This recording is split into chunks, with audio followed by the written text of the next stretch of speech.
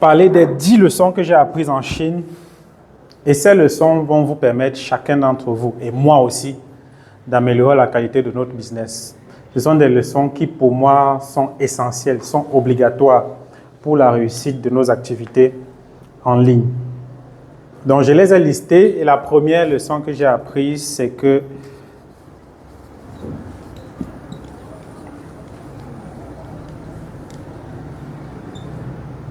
mon français, là, quand on partait à l'école, je partais en classe. Donc, vous allez me corriger, non? Lorsque j'étais en Chine, j'ai beaucoup posé des questions et parmi ces questions, j'ai demandé aux gens qui sont là-bas comment est-ce qu'ils ont réussi à atteindre le niveau qu'ils ont aujourd'hui. Et dans l'historique de ce qu'ils nous expliquaient, ils nous disaient que avant, la Chine était un peu comme l'Afrique. Qu'il y a le Cameroun, qu'il y a le Congo, qu'il y a le Tchad, qu'il y a le Burkina, qu'il y a la Côte d'Ivoire, qu'il y a l'Afrique du Sud, qu'il y a Sierra Leone, etc. L'Afrique était aussi comme dans la Chine était aussi comme l'Afrique.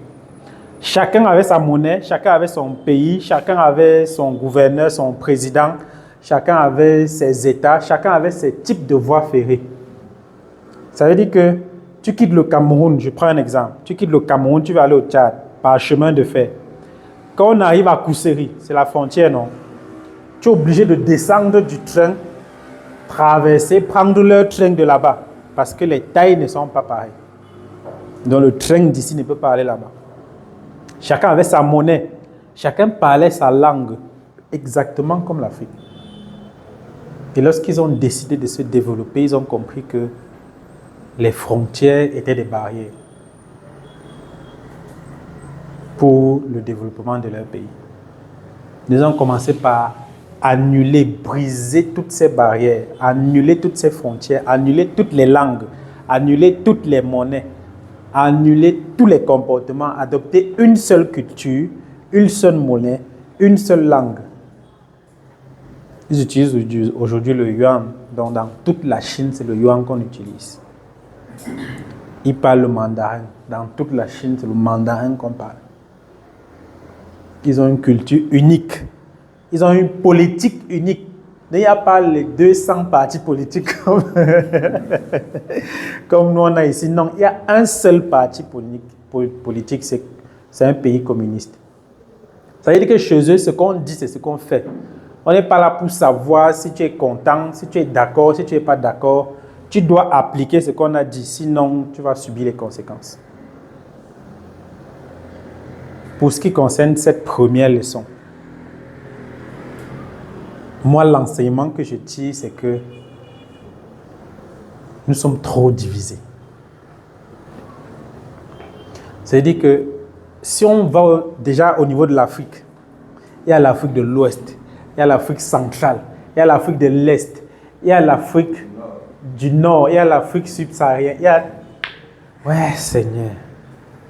Et chacun a ses problèmes. L'autre ne veut pas être... Il y a la CEDEAO, il y a la CEMAC, il y a ceci. C'est trop compliqué. Et les gens avaient fait exprès de nous diviser pour mieux régner sur nous. Maintenant, on revient dans notre contexte maintenant ici. Il y a encore les barrières. Il y a les nordistes, il y a les sudistes, il y a les bamileke, il y a les bétis, il y a les bassa, il y a les ceci. Il y a combien d'ethnies au Cameroun? 253 ethnies. Hein? Bon. Il y a combien de langues au Cameroun? Non, les langues nationales, les langues vernaculaires, les langues culturelles, les dialectes. N'est-ce pas? Bon. Il y a beaucoup de problèmes entre les différentes ethnies.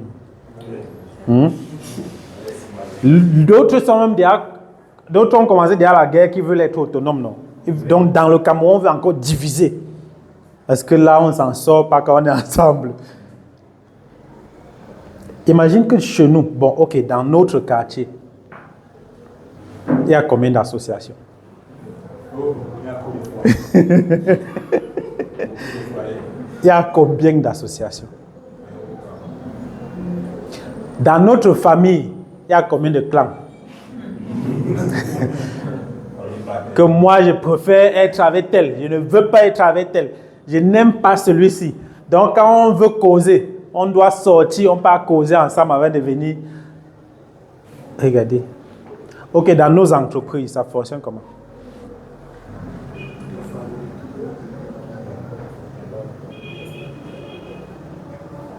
Moi, je me rappelle en 2017, non, bien avant, j'avais réussi le concours pour être conducteur de train. C'est quand je cherchais encore du travail, 2010, j'avais reçu le concours pour être conducteur de train. Donc, il y avait 3 phases. La première phase, c'était le concours écrit. La deuxième phase, c'était le concours oral. Et la troisième phase, c'était les noms qui devaient être affichés. La phase là, on appelle le lobbying. Et quand j'obtiens le bac, il y a un de mes oncles qui me dit, quand je préparais le bac, il y a un de mes oncles qui me dit au village que si tu réussis le bac, viens seulement me voir. Le reste là, c'est réglé. Je gère. Donc, quand il composait, j'étais déjà sûr que dès que je sors là, j'ai déjà le travail. Et lui était cadre à Cambrai. Donc, je ne pars pas directement lui voir pour lui dire que je veux le travail. S'il te plaît, je veux de l'aide. Moi, j'aime mener d'abord mes propres actions. Jusqu'à quand je suis bloqué, il vient te dire que voici le niveau que j'ai atteint. Maintenant, j'ai besoin d'aide. C'est comme ça que j'aime faire. Alors, je suis allé composer seul. J'ai réussi l'écrit. J'ai réussi l'oral.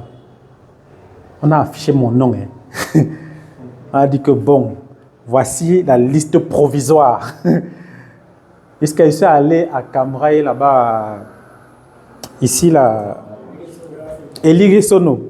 Mon nom était affiché sur la liste là, au pont de la gare.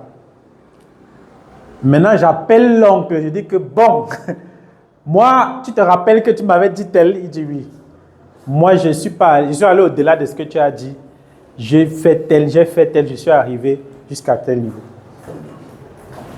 J'ai besoin de ton aide parce que ici, mon nom est déjà sorti sur la liste provisoire.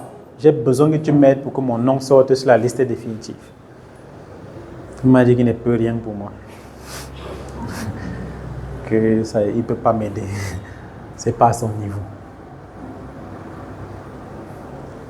Pendant donc que je suis en train de chercher les options, comment est-ce que je vais faire? On me dit, pas ici, je pars là-bas, pas ici, je pars là-bas, jusqu'à arriver au dernier niveau. On me demande, tu es de quel village? Il dit que je suis de l'ouest au Cameroun. On a dit que d'accord, on va t'appeler. Aujourd'hui, c'est là, si tu es en train d'attendre l'appel, j'attends toujours l'appel. Donc, imagine le type de problème qu'on peut avoir, le fait qu'on soit divisé, chacun veut sa part, chacun veut sa part. Est-ce qu'il est possible un jour qu'on sorte de notre situation d'inconfort? Est-ce que c'est possible? Une chaise ici, maman. Il a là. Est-ce que c'est possible? Donc, les gars ont dit que si on veut réussir, il va falloir qu'on arrête de penser que tel est de l'autre côté, tel est de l'autre côté. On est obligé de se mettre tous ensemble avec une même vision, une même politique, si on veut réussir. Et ils ont fait ça. Est-ce que ce n'est pas la première puissance économique du monde? Bon, nous, on est des petits groupuscules, de petits businessmen. On est incapable de se mettre ensemble autour d'un projet unique. Même le business que nous faisons là, nous avons les teams, non? Je ne suis pas, tu n'es pas de ma team, tu ne peux pas suivre telle formation, tu n'es pas de ma team, tu ne peux pas faire telle chose. Ce n'est réservé que pour... Mais j'étais même scandalisé. Quand j'arrive quelque part, une dame est en train de se plaindre que j'ai voulu me filmer avec ces gens-là, ils m'ont dit que je ne suis pas de leur team. C'est-à-dire elle voit comment les gars se filment. On est tous de l'équipe. Elle vient, elle se place. On dit que non, c'est une affaire de team. Attendre à côté. Je ne sais pas si vous imaginez jusqu'à quel point nous sommes arrivés. Et vous espérez qu'il est possible un jour qu'on trouve un juste commun accord, on s'assoit autour d'une table, on dise que voici désormais là où on va aller. Avec une mentalité comme ça. C'est possible. Hein? Moi, je pense que c'est possible. Moi, je pense que c'est possible. Du moment où on décide désormais que tout ce qu'on veut faire. Est-ce qu'il est arrivé un jour où j'ai donné une formation, où c'est sorti de ma bouche le nom de ma team, que vous connaissez? Quelque part dans le monde, vous avez entendu de ma bouche, j'ai sorti le nom de ma team? Jamais. Jamais de la vie. Parce que je crois en l'unité. Je suis convaincu que si on se met tous ensemble et qu'on décide d'avoir une même vision, les résultats qu'on va avoir, chacun d'entre nous, seront exponentiels. Ce sera trop énorme. Parce que toi, tu essayes d'avoir la qualification voyage. Toi, tu essayes. Chacun est en train d'essayer. Chacun est en train d'essayer. Personne ne va réussir. Personne ne va qualifier. Maintenant, si nous tous on se mettait ensemble, on cherchait un voyage. Est-ce que c'est facile? Très facile. N'est-ce pas? On cherche un voyage. On ne veut pas savoir de quel team il est. On ne veut pas savoir de quelle ethnie il est. On ne veut pas savoir s'il parle français ou anglais. On dit que c'est toi qui voyages. Quand lui rentre, on dit que le prochain c'est elle. On ne veut même pas savoir s'ils sont de la même équipe ou pas. Ça ne concerne, on veut que l'humain réussisse. Est-ce que ça ne va pas marcher? C'est l'exemple que cette leçon est en train de nous donner. Il faudrait que chacun d'entre nous puisse se battre pour atteindre cet objectif. Deuxième leçon.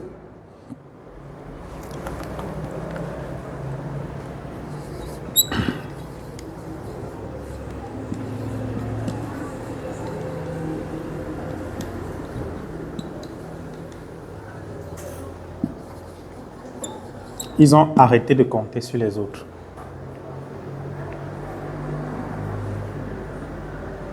Toujours dans les questions que j'ai posées à ces gens-là, je leur ai demandé comment est-ce que vous faites pour pouvoir atteindre le niveau que vous avez aujourd'hui. Ils ont dit, premièrement, on a brisé les barrières. On a enlevé toutes les frontières. Et deuxièmement, on a arrêté de demander. On a stoppé avec les dons. C'est-à-dire que tous les gens qui veulent nous donner, une chaise là-bas, tous ceux qui veulent nous donner, non, désormais on refuse. On commence à compter sur nous-mêmes.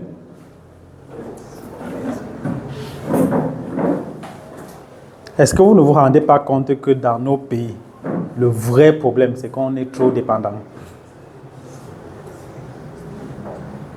C'est qu'on est tout le temps en train de compter sur les gens.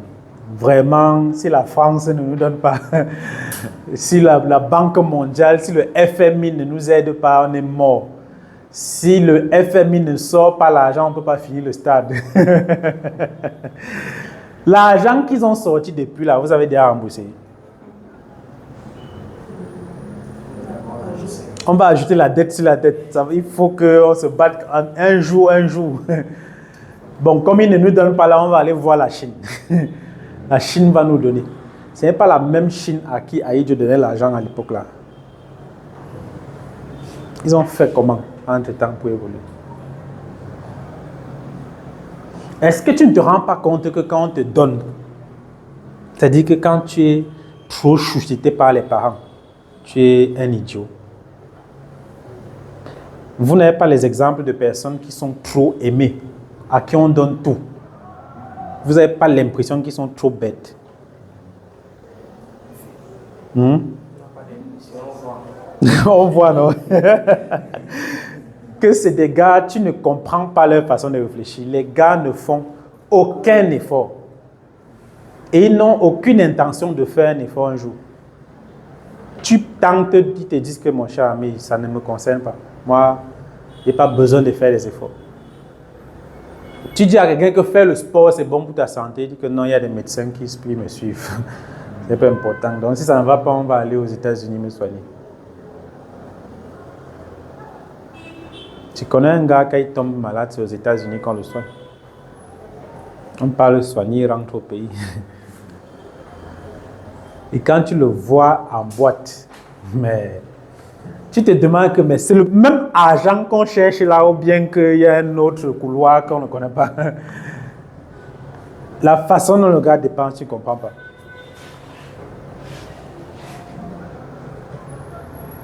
Tu vas voir généralement dans les familles des personnes qui sont très nantis. Quand ils décèdent, qu'est-ce qui se passe?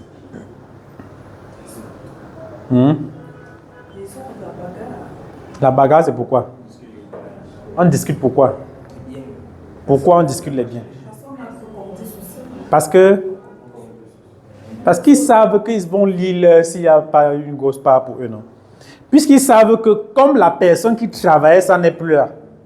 Donc bientôt, il n'y aura plus. Il faut donc que puise ma part très rapidement. C'est une histoire, c'est une question de vie ou de mort. Donc si quelqu'un se met en travers de mon chemin, je vais l'éteindre. Je finis avec lui avant de continuer. À cause du fait qu'on compte trop sur les autres. Est-ce que tu es arrivé à un niveau où tu n'arrives pas à manger, tu n'arrives pas à trouver de quoi manger, tu te lèves le matin comme ça, il te manque ce que tu vas manger et tu continues à dormir? Quelqu'un a déjà eu faim et il a continué à dormir. La vraie famine. Hein? Tu as déjà eu vraiment faim et tu as continué à dormir. Hein? Ça, hein? Même le sommeil, ça ne peut pas venir. Et à ce moment-là, est-ce que tu t'es pas rendu compte que ce sont des moments où tu es le plus créatif? Hein? Ce sont les moments où on te dit que si on me donne, si quelqu'un...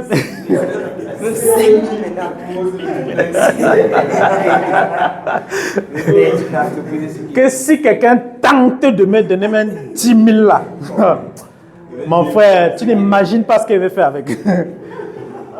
Mais dès qu'il trouve à manger, il oublie. Il oublie rapidement les projets. Est-ce que quelqu'un t'a déjà donné 1 million et la sueur a commencé à couler sur toi? Le million ne t'appartient pas. C'est arrivé à qui? Moi, ça m'a déjà arrivé. On m'a donné un jour de l'argent de l'entreprise, je devais aller déposer à la banque. C'était 1 200 000. C'était la première fois qu'il touche 1 200 000. D'abord, je me posais la question, on compte ça pendant combien de temps? 1 million. Mais... Donc, quand je marchais, j'avais l'impression que, je ne sais pas, mon cœur battait plus vite. Et je regardais tout le monde, ils étaient tous suspects. Quand tu me regardes dans les yeux, mon cœur commence à paniquer. Je dis que le type, si, pourquoi il me regarde comme ça? Tu prends le taxi, quelqu'un t'essaie et tu dis que, mais qu'est-ce que ce monsieur est venu chercher? Quelqu'un stoppe le taxi, tu dis que, man, enfin, les gars là sont arrivés. Jusqu'à ce que quand il déposé l'argent à la banque, j'ai senti un apaisement, comme si on m'enlevait d'un poids compliqué. Imagine donc à ce moment-là, on me disait que le 1 200 000 là, c'est pour toi. Que bon, ça c'est pour toi. Reste avec. Je risquais 2 choses. Soit mon cœur s'arrête, soit il devient fou. Parce que si ce n'est pas pour moi, on me donne, mon cœur commence à battre jusqu'à la sueur coule. Et qu'au moment là, on me dit que c'est pour moi. Je ne vais pas devenir fou. Parce que je vais commencer à réfléchir à tout ce que je vais m'offrir avec le million là. Mais je n'imagine pas que 1 million, c'est quelque chose de trop banal. C'est comme ça que les gens, quand ils touchent l'argent, ils ne sont pas préparés, ils meurent. Non? Il y a beaucoup qui touchent l'argent, ils tombent, ils meurent. Et c'est un effet naturel. Quand tu touches l'argent, pour ta première fois, un gros montant, tu ressens comment le cœur bat beaucoup plus vite. Pourquoi le cœur bat beaucoup plus vite? Parce que tes pensées sont en train de se multiplier. Les projets se multiplient dans ta tête. Tu commences à te demander qu'est-ce que tu vas faire le plus rapidement possible avec. Et quand tu as des milliers de pensées qui trottent dans la tête, le cœur subit, non? Ça, c'est le stress. Tu commences à stresser. Et pour une personne dont les veines ne sont pas bien nettoyées, ne sont pas bien nettoyées pour pouvoir faire circuler bien le sang, tu vas clamser. Tu vas avoir un AVC très facilement. Bon, maintenant, le fait que tu sois tout le temps en train d'imaginer qu'il y a quelqu'un qui doit me donner quelque chose quelque part, c'est un sérieux blocage pour ton existence. Le jour où tu vas te dire que désormais je suis seul, je ne compte sur personne pour réussir. Je suis la seule personne qui est maître de mon destin. Et que tout ce que je peux faire ne dépend que de moi. Si j'échoue, c'est moi le responsable. Si je réussis, c'est moi le responsable. À ce moment-là, tu vas commencer à faire les choses